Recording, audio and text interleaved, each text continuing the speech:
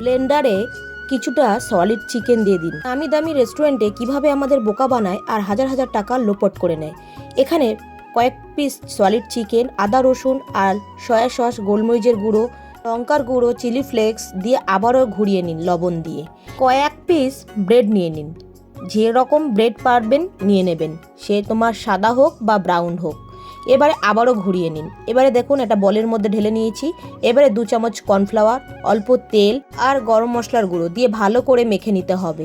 একদম ভালো করে মশলাটাকে মেখে নিয়ে তারপরে হাতের মধ্যে একটু তেল ব্রাশ করে নেবেন। আর হ্যাঁ, কে কোথা থেকে ভিডিওটা দেখছেন অবশ্যই কিন্তু কমেন্ট করতে ভুলবেন না, তবেই তো ধন্যবাদ জানাবো। এবারে দেখুন আমি হাতের মধ্যে তেল ব্রাশ করে নিয়েছি, বলের মতন শেপ করে নিচ্ছি।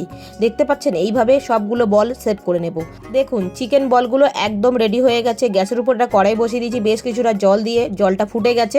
ওই যে চিকেন বলগুলো আগে থাকতে রেডি করে রেখেছিলাম, সেই চিকেন বলগুলো 10 থেকে 15 মিনিট ভালো করে স্টিম করে নেব।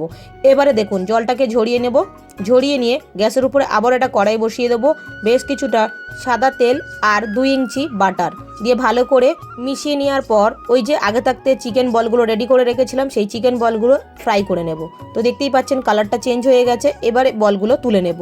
রেস্টুরেন্টে যাওয়ার কোনো দরকার নেই, বাড়িতেই কত সহজে কম খরচায় রেস্টুরেন্টের মতন এই চিকেন বলগুলো রেডি হয়ে যায়। তো সস দিয়ে পরিবেশন করেছিলাম, তোমাদের কাছে সস থাকলে পরিবেশন করতে পারবেন। তো এবারে আমি একটা ভেঙে দেখাচ্ছি কতটা জুসি এবং কতটা সফট হয়েছে। যেহেতু অনেকটা গরম, দেখতেই পাচ্ছেন কতটা সুন্দর হয়েছে। কেমন লাগলো জানিও।